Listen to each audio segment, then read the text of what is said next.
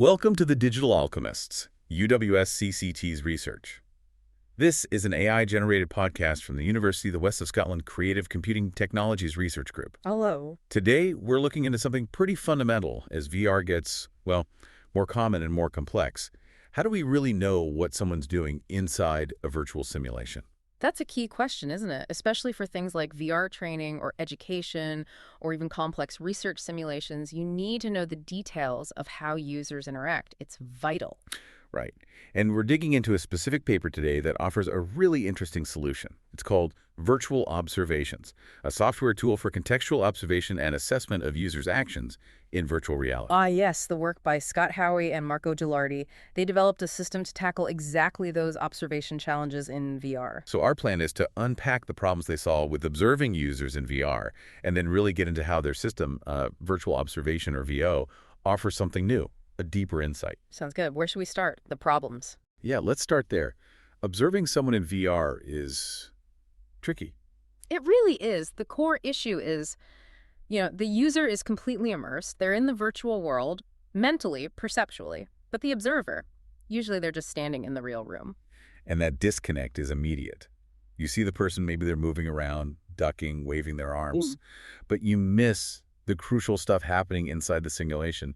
You can't see exactly where their virtual hand is pointing or precisely what they're looking at, or critically, which button they just pressed. Exactly. And the old ways of observing just don't cut it. Having someone stand there taking notes, it's subjective, you miss things, especially those tiny, quick interactions. And video. Recording the person in the room tells you nothing about the virtual actions. Recording the screen mirror. Well, first off, the file sizes are enormous, huge amounts of data. Right. And you either get a fixed camera angle, which might miss the action, or you mirror the user's view directly. Which can make the observer feel really sick. Motion sickness. I've experienced that. It's very common. And neither of those video methods captures the actual state of the input devices. The controller's precise angle, the trigger pressure, which button was down, which was up. That level of detail is lost. So you might see something happen on the screen, but you don't know the exact input that caused it. Precisely. And this is a big issue with many existing analysis systems. They often use animation-based reconstruction. They might record, say, an object moving or changing state, and then they just animate that change during playback. So they show the result, but not the user's action that led to the result. Exactly. It skips over the raw user input. If someone's trying to pick up a virtual object, say, and they keep failing... You'd see the object just sitting there in the replay. Yeah, maybe. But you wouldn't know why they failed. Did they aim wrong, press the wrong button, not hold it long enough, that kind of thing? Without that input data, real usability testing is almost impossible. You can't diagnose why an interaction is awkward or failing. You really can't. And even trying to observe remotely, like screen sharing or setting up cameras, you still lack that precise data on the tracked device states and locations within the simulation. Plus, getting users in the wild, at home, to set up complex recording hardware and software, that's a huge barrier. Okay, so the core problem is clear. We need deep, specific insight into user actions inside VR, especially the raw inputs. And current methods like direct observation, video, or animation replays just don't provide it adequately. And that's exactly the gap this virtual observation system, the VO system, is designed to fill. It uses a fundamentally different approach. Okay, I'm interested. If they're not watching from outside or just recording video, what are they doing? The main idea is to capture the data from within the VR simulation itself, recording the user's inputs, their movements, the state of their controllers, headset, everything right from the source as it happens virtually. And that's the virtual observation name, right? Yeah. Observing the user's virtual self, their actions in the simulation. Exactly. The system does this by recording what the authors call keyframes. There are two main types. First, you have motion keyframes. Motion keyframes. Yeah. Think of them as rapid snapshots. They capture the position and rotation of all the tracked devices, headset controllers, maybe body trackers at really short intervals. Like the paper mentions every 10 milliseconds. Oh, that's frequent. So it builds a very detailed path of movement. A very dense trace, yes. But then, and this is crucial, it also records action keyframes. Action keyframes, okay. These aren't time-based. They're triggered whenever the state of an input device changes. You press a button, release it, move a joystick, squeeze a trigger bang, an action keyframe gets recorded, capturing the exact state of that input at that specific moment. Okay, that sounds like the game changer. It's not just where the hand is, but what the user is doing with the buttons and triggers on the controller. How does capturing that specific input data make such a difference? It's fundamental because now you have the raw, low-level input.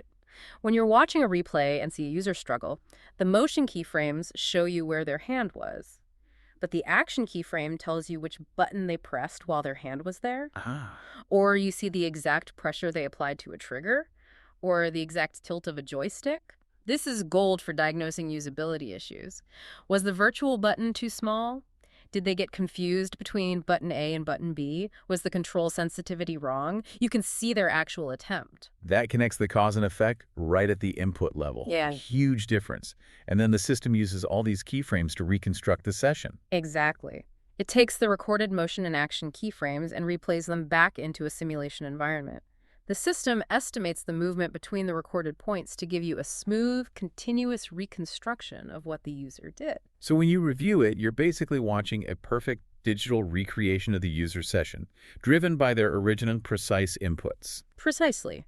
It's not just a passive video recording or an animation of objects moving around. It's a replay driven by the actual user inputs. That means interactions are repeatable and accurate to the original session. That's invaluable for analysis, for usability testing, for debugging. That repeatability is powerful. You can revisit a critical moment again and again. What else does the VO system offer? Any other features? It's pretty flexible. It naturally records the standard VR kit headset controllers, but the paper points out it can handle an unconstrained number of additional tracked objects. Like what? Things like full-body trackers or maybe hand tracking devices like Leap Motion. They even showed an example reconstructing really detailed finger movements. It could even track non-player objects or things affected by physics in the simulation, if needed. So it adapts beyond just the basic HMD and controllers. You mentioned different modes, too. Yes, two main ones. Interaction capture is the default, focusing on the user's actions, their inputs, their tracked device positions. Then there's full simulation capture. This is more comprehensive.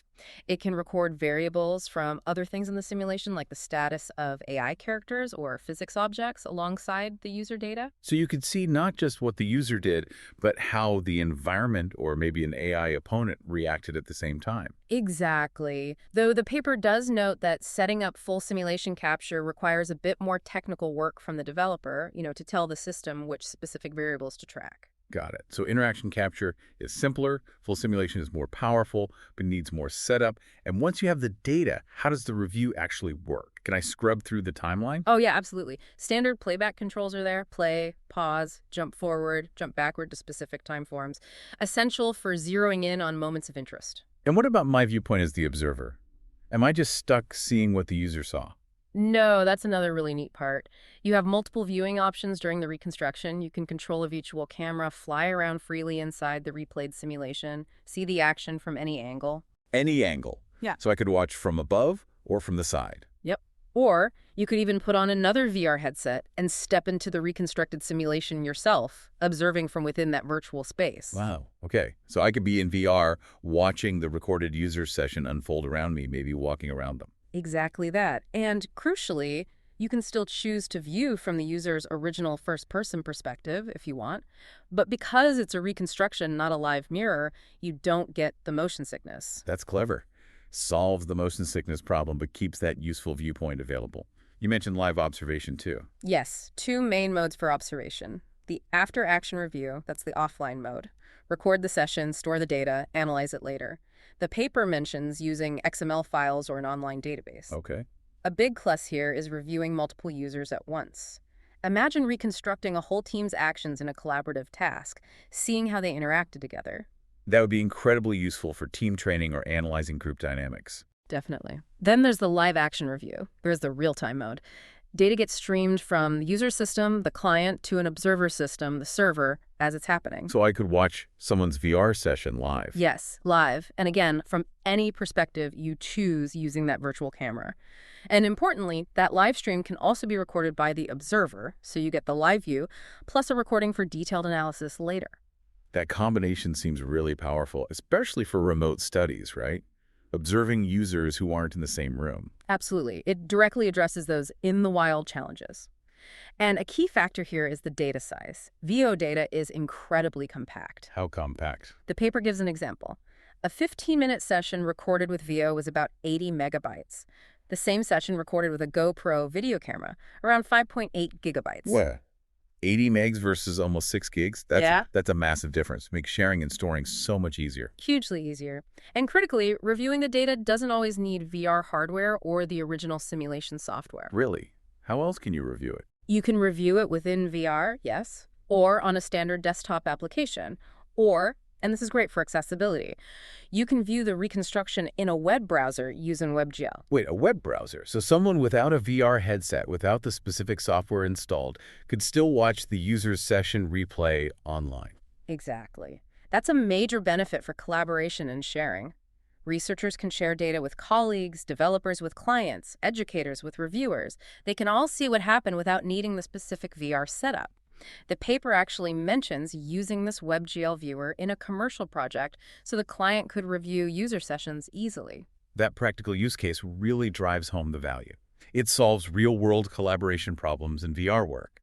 What about reliability? Do they test how accurate the recording and reconstruction is? They did. They ran validation tests comparing data recorded locally by the user, data streamed live to the observer, and data reconstructed from the observer's recording of that stream. And the results? How consistent was it? Very consistent. They found basically zero difference between the data the observer recorded from the live stream and the data reconstructed from that recording. So the reconstruction process itself is highly reliable. Okay, that's good. There were some very minor differences sometimes between the user's original local recording and what the observer received live. They put this down to potential network things, tiny transmission delays, maybe packet jitter. Cool. Very small discrepancies, though. So the core replay is rock solid. Live streaming is very accurate, but like any network streaming, it could theoretically be affected by tiny network issues. Right. And they noted that potential for packet loss during live transmission as a limitation, but framed it more as a general networking challenge for any live system, not a flaw in VO's core recording and reconstruction logic. That makes sense. Any other limitations mentioned? Just that the full simulation capture mode, while powerful for tracking non-user elements, can be more complex to set up if you're not a developer. You have to explicitly tell it which environmental variables to record. So capturing the user is straightforward. Capturing the whole world takes a bit more technical know-how. Pretty much, yeah. But overall, the validation showed it does a reliable job of capturing and replaying what the user did. Okay, let's pull this all together then. What's the big impact here? Why should people involved with VR care about this VO system? Well, fundamentally, it offers a level of deep, granular insight into how users actually behave and interact within VR that just wasn't practical before. By capturing those raw inputs, the button presses, the trigger pulls, alongside the precise movements. It gets past just watching someone wave their arms or seeing a simplified animation. Exactly. It moves from just observing the surface to understanding the underlying mechanics of the interaction. And that granular data is absolutely vital for spotting subtle usability problems. Why did someone struggle with that control? You can see their exact input attempt. That must be huge for improving VR applications. Immense. And think about training assessments. Educators can see precisely how a trainee performed a procedure step by step based on their actual interactions, not just whether they got the final outcome right or wrong. And for developers trying to fix bugs. Oh, it's potentially transformational for debugging. Imagine a user reports a weird bug. Instead of trying to guess how to reproduce it, you can just replay their VO recording. You see their exact inputs, the exact state leading up to the bug. The paper even suggests watching the replay alongside the game engine log, like Unity's log. That would save so much time and frustration. Absolutely. And you combine that with the easy sharing, the WebGL viewer for remote collaboration, the compact data size. It really facilitates user studies, especially in the wild, and makes sharing findings much simpler. Plus, the observer can be invisible in the replay, so it's non-intrusive. Right. It really feels like it shifts the quality of data you can get from VR interactions, moving from guesswork or broad strokes to almost surgical precision. It truly sounds like it. Moving from inference to direct observation of the interaction itself. And the paper even touches on integrating other data streams, like maybe detailed hand tracking or eye tracking. Imagine combining those physiological signals with the precise input and motion data from VO. The potential insights there are, well, profound. That integration possibility really makes you think, doesn't it? So here's a question for you, the listener. Given this level of detail, VO captures user actions, inputs, potentially even things like hand or eye movements. How might this kind of tool fundamentally change the way we design, test, or even teach with VR experiences in the future? It definitely opens up new possibilities for understanding and improving VR interaction. Something to ponder. Well, that wraps up our look at the virtual observation system from Scott Howey and Marco Gallardi's paper. Thanks for breaking that down. My pleasure. It's fascinating work. And thank you for listening to The Digital Alchemists.